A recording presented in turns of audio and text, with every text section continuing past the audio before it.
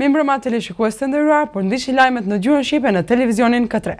Këshilli investues para odave ekonomike të Maqedonisë krijoi drejtori për biznes si vegël për përforcimin e bashkëpunim mes kompanive vendore dhe kompanive të huaja në vend. Siç tha sonte në konferencë për shtep kryetari i Këshillit Juan Pedro Navarro, drejtoria paraqet bazë të integruar për të dhënat të Maqedonisë të rrëgupuar si madhësi e profilit veprimtarisë, numrit të punësuar, fitim të realizuar përmes së cilës investuesit e interesuar mundën thjesht dhe shpejt në çdo kohë të gjejnë firmën e cila u përgjigjet nevojat të tyre. Qëllimi është të lehtësohet bashkëpunimi, kompanitë maqedonase kanë kapacitet dhe njohuri të përmbushin kriteret për partner dhe relevant të investuesve të huaj. Këshilli investues para odave ekonomike të Maqedonisë krijoi drejtori për biznes si vegël për përforcimin e bashkëpunimit mes kompanive vendore dhe kompanive të huaja në vend. Siç sonte në konferencën për shtip kryetari i Këshillit Juan Pedro Navarro, drejtoria paraqet bazë të integruar të dhënave të Maqedonisë të grupuar sipas madhësisë së profilit të veprimtarisë, numër të punësuarve, fitimit të realizuar, përmes së cilës investuesit e interesuar mundën thjesht dhe shpejt në çdo kohë të gjejnë firmën e cila ju përgjigjet nevojave të tyre. Qëllimi është të lehtësohet bashkëpunimi. Kompanitë maqedonase kanë kapacitet dhe njohuri të përmbushin kriteret për partner relevant të investuesve të huaj.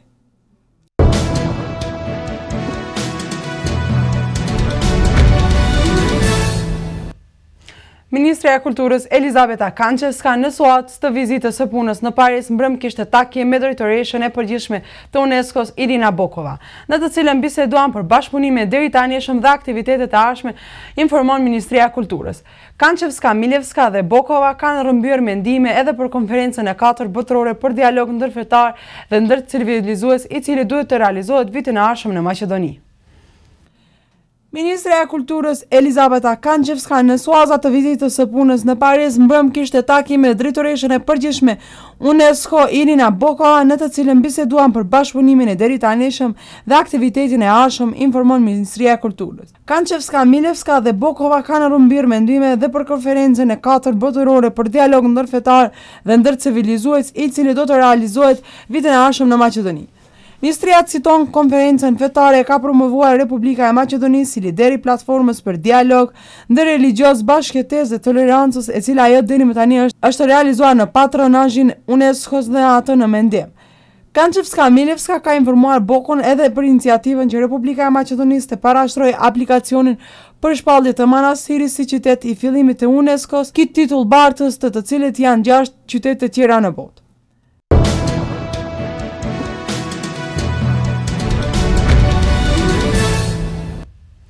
Ndërkohë që në Shtetet e Bashkuara të Amerikës mbahen protesta kundër dhunës së policisë nga New Yorku deri në Washington, mbahet marshi protestues për të dënuar dhunën gjithnjë më të theksuar policore në SBA. Grupi prej 100 pjesëmarrës nisi marshin protestues nga Staten Island, vendi ku 2014 polici vrau afroamerikanin Eric Garner.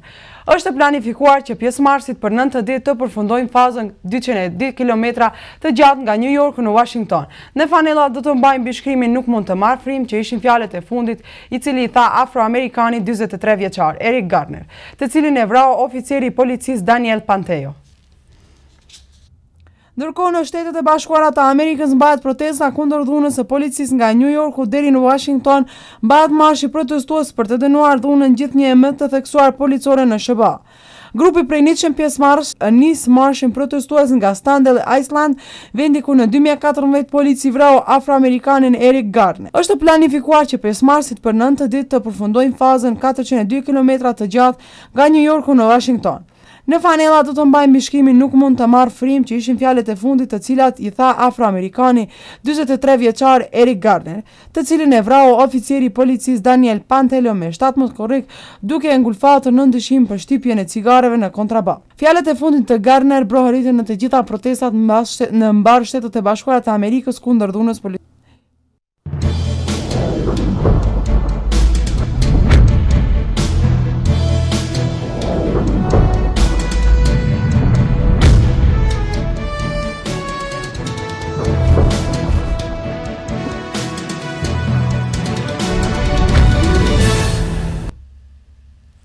Ish futbollisti i njohur serb Ivan Gjurković ka thënë se UEFA dhe FIFA kanë në plan të qërojnë hesapet me huliganizmin në Serbi dhe Kroaci. Në një intervistë në gazetën Gjurtajn, Gjurković ka thënë se është shumë i mundshëm suspendimi i dy ekipeve kombëtare për shkak të organizimit të federatave të futbollit. Nënkretari i Federatës së Futbollit të Serbisë konsiderohet si njëri nga njerëzit më me ndikim në futboll në këtë hapësirë. Dihet se ai është mik më i madh me njerinë e parë të futbollit evropian Mihael Platini. UEFA për Kroacin dhe Serbin, Malin e Zi ka dosje të trasha, nga vendet ballkanike vetëm Slovenia nuk është në shenjesër të zitarit dhe nga njoni, sepse Slovenia nuk është në kom futbollist, ndërsa Maqedonia nuk është në këtë plan të parëndësishëm. Ish futbollisti i njohur serb Ivan Gjurković ka thënë se UEFA dhe FIFA kanë në plan të qërojnë hesapet me huliganizimin në Serbi e në Kroaci. Në një intervistë në gazetën Jurnalisti, Gjurković ka thënë se është shumë e mundshëm suspendimi i dy ekipeve kombëtar për shkak të organizimit të federatave të futbollit. Nënkretari i Federatës së Futbollit të Serbisë konsiderohet si njëri nga njerëzit më me ndikim në futboll në këtë hapësirë. Dihet se ai është mik i madh me njërin e parë të futbollit evropian Mihael Platini. UEFA për Kroacin, Serbin e Malin e Zi ka dosje të trasha.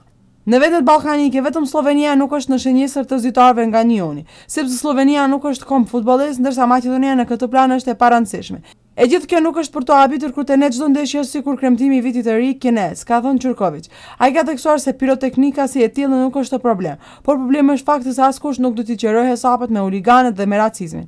UEFA ka filluar për të disiplinuar Ballkanin dhe ka vendosur të qërojë hesapet me piroteknikën dhe me racizmin, armiq kryesor të futbollit si lojë, sepse futbolli është shtyp shkronja më e madhe e parave, ati sillen miliarda dhe natyrisht udhëheqësit e asociacionit evropian nuk do të lejojnë flokada, sjellje të egër dhe fishek zjarret spektakuluar.